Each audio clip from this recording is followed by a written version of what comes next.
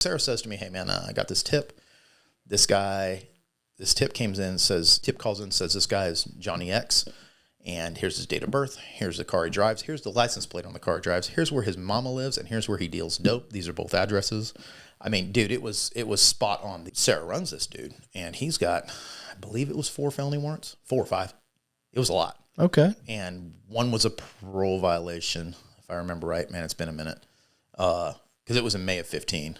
But he had a couple dope warrants, and he had an aggravated assault peace officer warrant. Okay. And so that's a sign.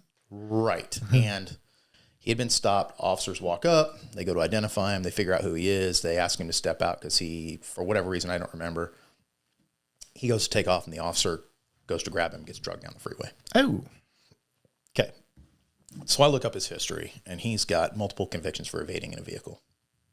So my mindset is immediately, I don't want to get in a car chase, right? Like, because that puts us all at danger. Yeah. Right now, there are people we're chasing, and I will say this is one of them guys that was worth chasing, because if he's willing to hurt cops, he's willing to hurt anybody. Yeah. Talking about the what ifs and what are we going to do? And my whole thing was, I thought in my mind, I'm like, okay, if I can kit this guy if I can catch him before he gets to the vehicle, perfect. If I can't, I don't want him to drive away in the vehicle, right? Because this is 4:45. We're in a major metropolitan city. Now we're talking about rush hour traffic. Mm-hmm. And if we get into chasing rush hour traffic, at that time our policy was a lot different than it is now. It's authorized, but it's dangerous as hell. And I'm not trying to get myself killed or someone else. Your family might be in an intersection, and he runs the intersection and kills them. Right. Am I legal? Yeah. But am I going to sleep well? No. Right? I don't want that. Yeah. So keeping that in mind, and this truck had pulled up at this house into the driveway, and the guy's getting out, and he's opening the garage door. And so I said, yeah, man, that's the plate. She said, I didn't get a good look at the dude, but I can see that plate. And I go, yeah, that's it. That's our car. 10 minutes later, dude comes out, and now she says, that's my guy. Now I get a good look through the binoculars. That's my guy. And there she goes, hey, that truck is coming out of the garage. And so the dude backs out, and he parks on the north curb, but he's facing eastbound. So he's facing against the flow of traffic. Make sense? Okay. And he goes back to shut the garage. Manual. It's doesn't have an automatic opener. She says, hey, let's do this. Let's take him. Now's a good time because he's out of the car. He's in between, yeah. He's out of the car. And so my thought was, and we even talked about it, I said, hey, if I catch him out of the car, I had all my heavy armor on, including my rifle plates, because the other intel was he sells dope and he has a gun. So I'm like, well, if we're going to get shot, I don't know what kind of gun that is, right? But I want everything I can have on me, yeah, to prevent me from dying. So I'm coming down this long street, and I told her before I did it, I said, hey, if he runs into the house, this is a SWAT standoff. I'll go to the back where I can see, if he goes out the back, you stay at the front in your unmarked, armor up, and we'll just call the big boys. Yeah. Let SWAT come in, do SWAT things. That's not my show, and that's okay because I don't want that show. Yeah. If he runs off on foot, keep eyes on him because I got 60 pounds of gear on, and I'm not a gazelle to start with. No, I'm not even a rhino, so I'm more like a hippo on land, right? I'm not like it's if I can catch him in 10 feet, great. If not, bye. And we'll get. By the time I get down there, he is coming to the vehicle. And it's a truck. If it was a Chevy Silverado, Dodge Ram, something like that, silver in color. Remember that. And as I'm pulling up, he sees me and his eyes get big. That oh shit look. Yeah. You know what I mean? Like, yeah. Here's the police. And at first I was like, man, do I just, he's at the truck. Yeah. And at that moment I make the decision. Nope, we're going to do this. And so what I did, instead of stopping behind him like a normal traffic stop, I pull forward in front of him and I won't say block, but I cut in front of him. I didn't make contact or anything, thinking I would incentivize him to run from the vehicle, right? He'd either go back to the house, run from foot. But most people who run don't run in reverse, right? I just didn't think that way. Yeah. I'm thinking he's going to go on foot. And this is some of that, what you plan and what you think can predispose your actions. Right. And so I cut him off thinking that's what he would do. Meantime, Sarah's coming around the short side of the L and turns. Well, I get out, throw my door open, I get out. He's at the bed of the truck. He's not at the door yet. Of course, I dress him pistol out, right? Because I think he has a gun. Hey, get on the ground, you're under arrest. Get on the ground, you're under arrest. He takes off running for the truck and reaction timing, he's going to beat me just because I have to process, hey, this dude's trying to get to the truck and, how am I going to deal with this? And Right. so he jumps in the truck. As he's jumping in the truck, I'm yelling at him. And simultaneously, Sarah's coming around the corner and she hears me yelling, and she, in her mind, thinks I'm fighting because she hears the commands, but, she just, the sternness and that kind of stuff, she thinks, oh, crap, he's in a fight. So she slides behind his truck. So now we formed kind of a V that's open, but we kind of not block, but we kind of, I don't know how to say that. We kind of bracketed the vehicle. As she gets out, she runs between her vehicle and his. As that's happening, and she had a bright blue Buc-ee's t-shirt on, like it was a neon blue, like. So she was UC still. Yes. Okay. And while that's happening, she's, moving in position, all that. And I didn't anticipate her doing that. She just did that on her own volition, and that's fine. I mean, things go the way they go.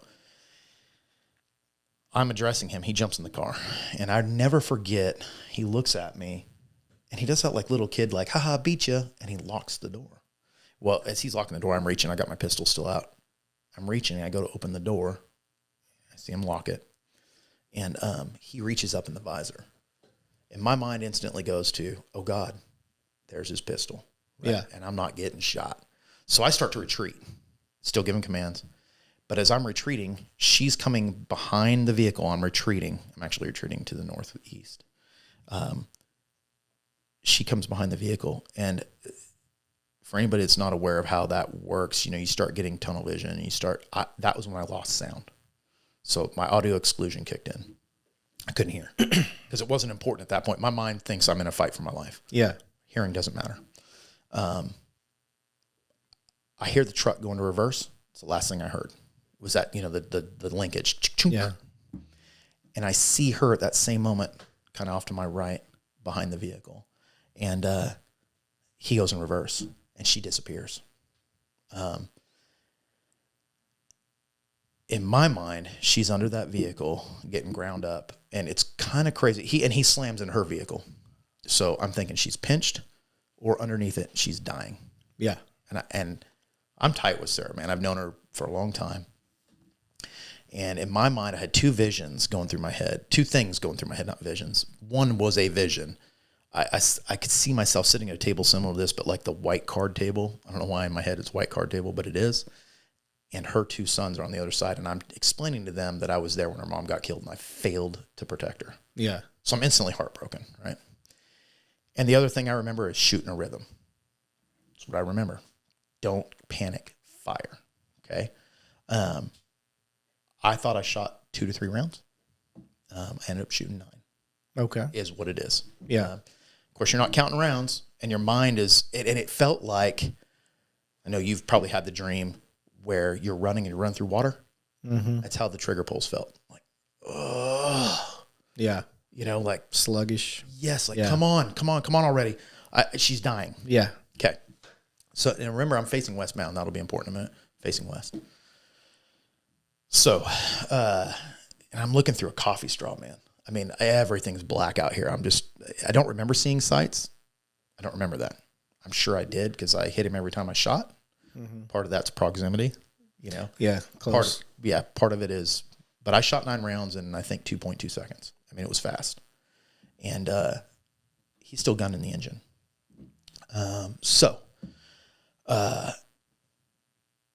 It's kind of weird. We train, or we used to train when I went to the academy. We train all the way through the gunfire, and then we just don't talk about what happened afterwards. That's changed now, Yeah. thankfully. But I'm kind of like, well, shit, what do I do now? Right? I mean, I can smell the cordite, and I'm giving commands, but I'm like, what do I do? Right? Like, now what? And about that time, and it felt like a lifetime. I'm sure it was an eighth of a second, I feel somebody grab my shirt. And that's when the vision all comes back. Because I turn and I look, and it's Sarah. And so I'm trying to reconcile, here I think she's dead, and now she's obviously not. Mm-hmm. So did I just mess up? Did I misconceive something? Did I just shoot somebody that didn't need shot? Number one.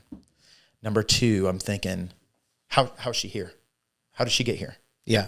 Well, what I didn't know is that when she saw the car coming back, she goes to jump out of the way, and the tail light hits her here, and it actually Bounced her or something? it did a helicopter. It threw her out in the yard. Oh, okay. Okay, but it tore a bicep tendon, ruptured a couple discs in her back. I think it broke her scapula. It tore up her rotator cuff. I mean, she was jacked up. Right. Just in adrenaline, she got up. Well, she could tell that story better. But basically, she said, "Man, I'm laying there. I hear gunfire, and I got to get the heck out of the way Yeah. because I don't know where it's coming from. It's over there somewhere." So she runs up. I had backed up towards this tree, and she comes around that tree. Okay. Right. And I remember looking at her and thinking, okay, she's here. I got to put all this aside because I still got a bad guy. I don't know if he's alive, dead, what's going on. But he's not following my commands. The car's still in, the rev, it's up against the truck. I can hear again. And I remember thinking, shit, Sarah doesn't have armor on. And on the front porch, sorry, I forgot to mention all this. On the front porch, when this all goes down, his 4-year-old daughter and his wife are standing there. Oh. Yeah, that bothers me, man. I ain't gonna lie, that bothers me. Yeah. He made a decision to get killed that day. They didn't make that decision, and they are. It just is what it is, man. Yeah. Breaks my heart because I'm a dad too. Yeah. You know, Right. that's not cool, man. And sorry, I didn't think I'd get emotional. She's screaming, and holy shit, what do I do? Yeah. You know, Made me cry, fucker. dude, I know. I swore I wouldn't. Yeah. But I got a job to do, man. Yeah. And I just went from, I don't know if he's dead or not. I don't know if he's, I don't know if I hit him. I'm looking westbound, and all I can see is the sun reflecting off the glass, and he's still revving the engine, but he's not going forward. So I know he's in distress. I mean, logically, he's in distress. Mom grabs kid, runs in the house, and I think, oh shit, now I've got 2 threats. Yeah. I don't know if she can go get a gun. Yeah. I don't know. So I said, Sarah, stay behind me. I got this armor on. Address that house. She goes, I can't get my pistol out. She's right-handed. Oh, right. her arm's fucked. So I grab her pistol, hand it to her, and I was like, you stay behind me. Do not let them hurt us. And we get up to the car. And I said, we're going to move up on this car. And I should have brought my SIG because it's interesting. I was using a SIG at the time and using your pistol, if I may. Yeah, go ahead. Okay, so I walk up. Oh, sorry. Oh, you're fine. And I rake the window, right? I don't have a sight on mine like this, but it chewed up. It's amazing. The glass will eat up the aluminum on your gun. Yeah. And so anyway, just kind of a side note. I raked the window, though. Sorry, I messed Oh, that's everything fine. up. That's fine. Rake the window. And the guy had come out. He was in a white T-shirt. Dude, it was that red. The whole thing. It's like he bought a red T-shirt. And he's obviously not a threat anymore. He's agonal, and I'm just looking at, man, there's blood everywhere. Yeah. It looked like a horror movie in that car. And I felt helpless. Yeah. Because I'm like, dude, I'm not trained for this. Yeah. And I don't want him to die. Mm-hmm. It's such a weird dichotomy. I didn't want him to kill my partner, but I don't want him to die. Right. That's not what I'm here for. Yeah. And sorry, God, I feel like a bitch because I'm here crying, but Don't feel like that, man. It's part of the healing process too. yeah. And so I feel helpless. And Sarah's like, what do we do? Yeah. Like, we got to help him. And I'm like, and I remember thinking, this guy is in deep shit. Like, I got nothing for this. I got a tourniquet, bro. I can't. He's hitting the neck. Yeah. He's hit all over in the body. I mean, the shots were where they were supposed to go. Sometimes I think, unfortunately. Yeah. And so what do you do? Yeah. I said, Sarah, and we have this discussion, this quick discussion. She's like, can we pull him out of the car and help him? I don't know. I've never been here before. Yeah. Right? Like, I don't know. Can we? Sorry. And so I'm looking at him and I'm like, man, I don't know, Sarah. I'm going to keep him covered because logically I know he's in trouble, but I'm so scared to let go of my pistol. Yeah. I'm locked on, like, oh God, I'm in trouble. Yeah. Like he can still hurt me, even though he can't hurt me. Yeah. But it's just, your mind's in a weird spot. And so I raked the window. I said, you open the door, I'll keep him covered. She opens the door. and obviously his hands are down. And I'll never forget his arm was in the center console, like it was a truck, and it had that big center console, and there's just blood pouring out. His phone's ringing, and like ringing, and the blood's jiggling. I'll never forget that, man. And so I run around the other side of the door, and we open the door, and all I can say is, man, I'm sorry. Yeah. To the bad guy, you told him you're sorry. Yeah, because, dude, I've never told anybody that. Yeah. But I am. Yeah. I want to be part of. I want to be part of that club, man. That didn't have to use that damn thing. And because I know it's dude. Yeah. We've seen way too much death to know that this guy's gonna make it. Right. And I'm literally patting his shoulder. I'm sorry. I wish we weren't here. Yep. And I don't feel bad for what I did because I have to defend my fellow officers. Yeah. And he made that decision. I really wanted to take him to jail and go home and have dinner. You know, that was, I honest to God, thought he was going to run off. We were going to catch him or not. Best case scenario, he gets in handcuffs, goes to jail. I go home, I'm late for dinner. No big deal. This is not what happened. Yeah. And here you have this huge, I don't want to say burden, weight. Because, dude, you don't take a life, intentionally or not. I'm not going to say I didn't shoot him to kill him. I shot him to make him stop trying to hurt my partner. Yeah. People say, why'd you shoot 9 rounds? Fuck, man, I thought I pulled the trigger 2 or 3 times. And the car was still moving. Yeah. And she's underneath it, you know? Like, people can't wrap their mind around that. And it felt like a lifetime, man. And it was like 2.2 seconds or 2.3 seconds. I mean, it was fast. I need help. I need everybody. I've still got a threat in the house in my mind. Everybody starts showing up. Closed channel, shots fired. I need my attorney. Yeah. I asked for my attorney 4 times. Because I knew, man, and I'm not mentally prepared to defend my life. Not mentally prepared for what to do afterwards. Right. Never thought about it. Yep. Thought I won the fight. Okay, everybody's good. We're good, right? Nah, that's not how that goes, man. And so, oh my God, am I going to jail? And just to give time frame, this is the middle of the Baltimore riots. This person happened to be black. Had nothing to do with why I shot him. Shot him because he's trying to kill my partner. Yeah. Had nothing to do with why I was arresting him. I was arresting him because he had a bunch of warrants and he tried to hurt a police officer in a neighboring city. But I'm thinking, oh my God, how many of my guys, how many of y'all are going to get hurt because I made a decision? That was hard. Yeah. And so all this stress, man, just, oh my God, stress. And, you know, everybody talks about the adrenaline high. Oh, fuck that high, dude. Because, yeah, you're high, but you're high in a bad way. You know, I can't imagine what bad drugs are like, but that's how it felt. Yeah. Like, dude, I can't come down. I want off this roller coaster. I want off. How was your heart rate? Oh, dude. 150s, 160s when they checked me 10 minutes later. Yeah. So, and he sits me in his car. He's like, hey, dude, you know, of course, we investigate these as homicides. So shut up. Don't say anything to me. Don't say anything to anybody else. Drink water.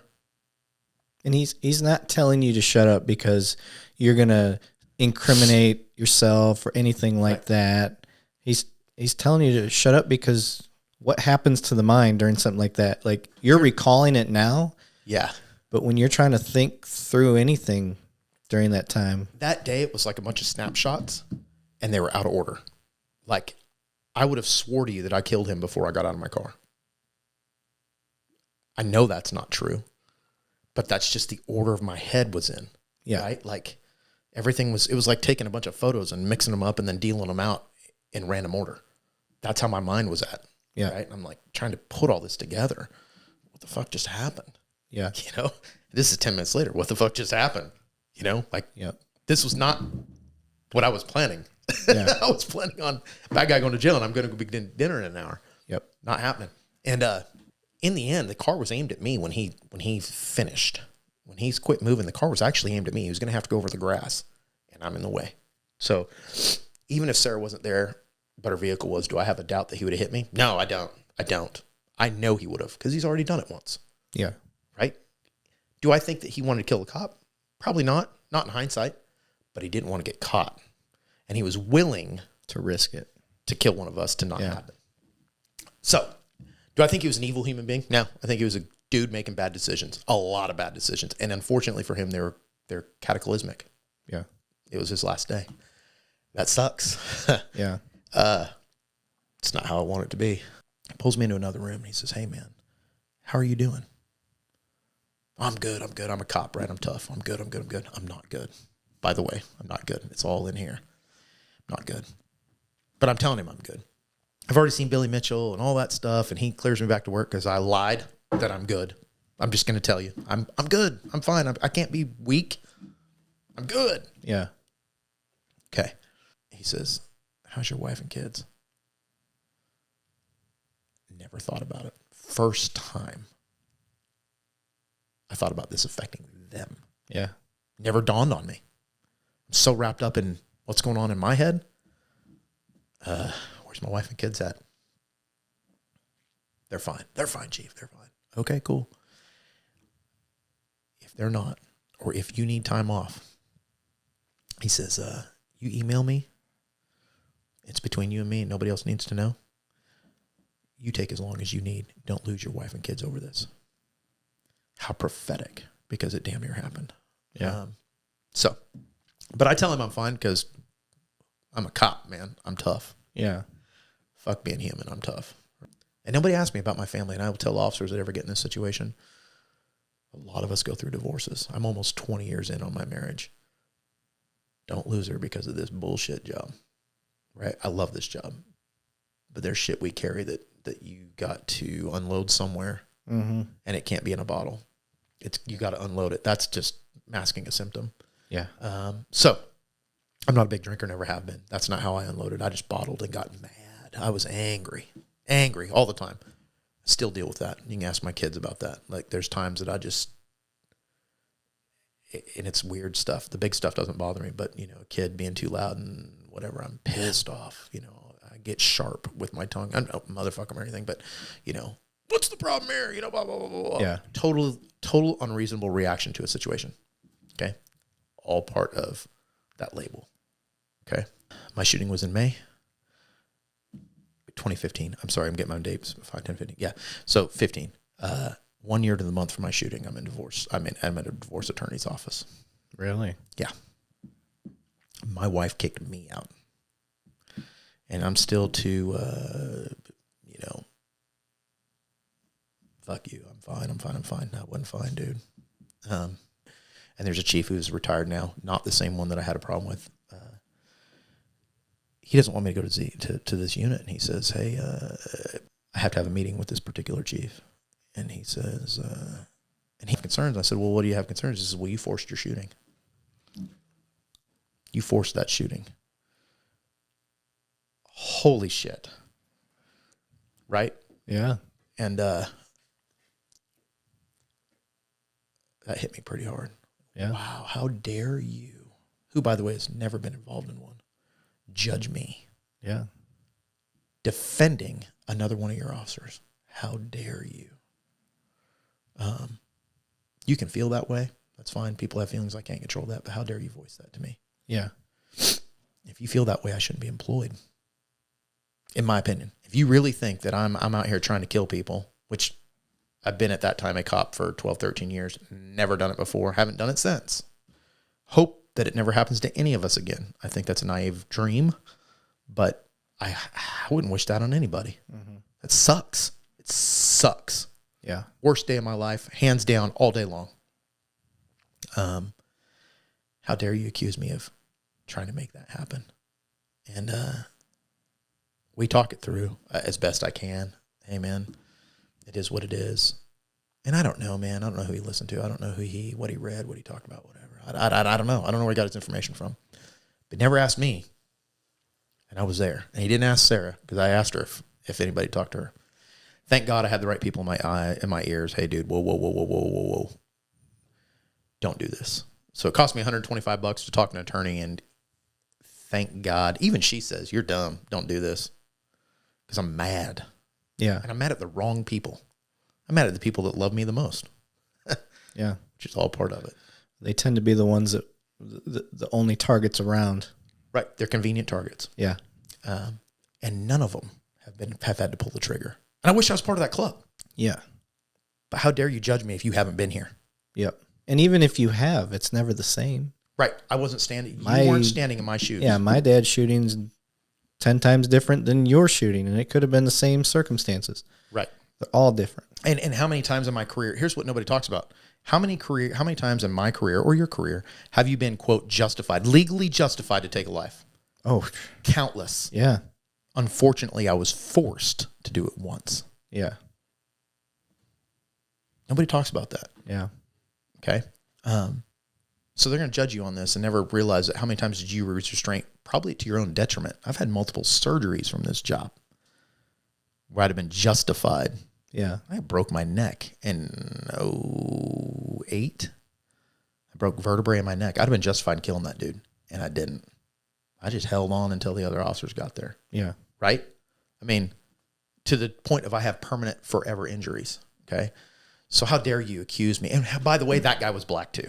Who cares? Who cares? That has nothing to do with me. Yeah. Like I don't choose who I'd put in jail. I choose the courts choose that. They issue warrants or detectives or whoever. I'm just doing my job. And there's always going to be the argument because there have been bad officers in the past that have done dumb shit like that. Sure. But that can't be put on you because of what the sins of other people have done. Finally got a wake-up call. Hey, bro, you're about to lose the most dear things to you, and that being my wife and kids. And we worked through that, and I credit my wife for having faith in a broken person because I didn't deserve it. Yeah. I can't say that the shoe was on the opposite foot. I would have hung around. Probably not. Yeah. So I'm blessed. Yeah. I guess where we're getting to is lessons. Especially in a command leadership position. But it's so important to explain to these guys, hey, whoa, we have to legislate for everybody, not for Bruce Anderson, right? Yeah. But you don't think that way. None of us do. So that's lesson one for me. Communicate. Lesson two, officers don't want to hear this, but dude, just because you say you're all right, you're not all right. You're not necessarily all right.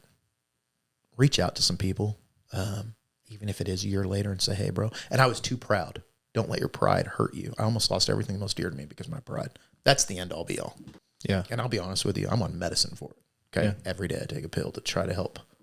And I say that not because I'm proud of it, but I know other officers who are ashamed to say it. Fuck it. I'll stand on that. I'll stand on the hill with you. Yeah.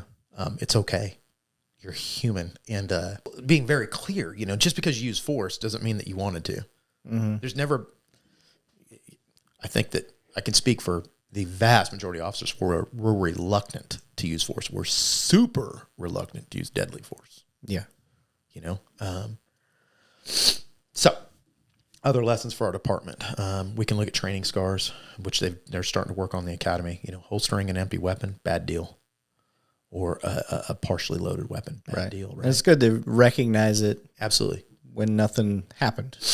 Right. Rather than, like the old school with the revolver when they used to dump their empty rounds in their pocket. Shirt pocket. Yeah. Yeah. Yeah. So, Matt Weber I talked to him about it, and now Billy Brumley's down there. And I know that they're working on some of that. So there's lessons for other departments. Hey, man, what you do on the line matters every time you qualify. Yeah. It matters because when the shit comes down, that's what you're going to do. I don't care who you are. If you don't practice, you're going to do what you practice, So that's, in my case, they didn't let me watch. I had dash cam, which didn't catch anything video wise, but it caught all the audio. Mm-hmm. So that's how we know how many rounds and how many seconds and all that, because they can break that down into tiny little itty bitty pieces. So I don't want, being very clear, major case I have nothing bad to say. They were fair, and that's all I can ask, right? Mm-hmm. Okay. But Billy Mitchell and his group, we need to train officers that this is how this is going to go. You have to talk to these people. I brought my attorney because I was like, F Billy Mitchell, I'm pissed off. Everybody hates me. God's grace to that dude. Because he was like, didn't take it personal. Was he irritated? Probably, because I was a bit of an ass. Being fair, I was angry. Never took that personal. I think the world of that guy. And that group. Joe Hill came in, sat down with me. I trust Joe. He had been in a CPI. So I'm like, okay, this guy gets it. I'll let him sit in here with me. Right? Hats off to dudes like that. But for other departments, I don't know how they work. But those little pieces of support took me from being angry, took me from being swallow my gun to just being angry. Right? Yeah. I can take being angry. I don't want to put anybody on a wall somewhere because they shot themselves. Yeah. You know what I mean? And God knows we've seen it. Yep. And that's heartbreaking. PTSD is a ongoing battle with anybody in the front lines. And it's, if we can figure out ways to keep improving it, let's keep improving it. Right. And that can be, it doesn't have to be an event like mine to trigger that. It can be dead babies, because God knows we've seen them. It can be, it doesn't have to be acute. It can be something that happens over a lifespan, right? Like, man, you just, and it can be something nonchalant. It can be something insignificant to everybody else. You owe it to yourself to be mentally prepared to do it, but prepared for afterwards. And that's the big lesson there is, for me, there's a line. We're good at preparing through the shots. Yeah. But afterwards, and we're getting better. What happens after, man? Yeah. Can you pull a guy out of a car to try to save his life? Yeah. Right? Yeah. I mean, we've never talked about that. Nobody's ever said that. As a sergeant in my department, I'm telling you, yeah, you can do that. Yeah. You know what I mean? Or our department does a good job of first aid. In my case, that wasn't going to help. And that's why I felt so hopeless, because I'm like, dude, he's hit in the head. We don't talk about that. There's nothing that requires surgery, if anything. And even then, right. You're not doing that in the field. Right. Not hitting the head, but neck, whatever, same difference. Yeah. Organs, that kind of stuff. But what do we do for our young guys and girls that are coming out that, God forbid, have to get that situation? Do we prepare them to say, hey, man, audio exclusion is real. 3 days later, you might have a, quote, flashback. Or you might, I don't know, you may not sleep well, you may sleep well, you may not, this is all normal and okay, right? And as officers, I would tell everybody, get over yourself. My pride almost cost me my family. Theoretically, have cost me my job if I had done something stupid, all because I wasn't in an emotional place that I needed to be.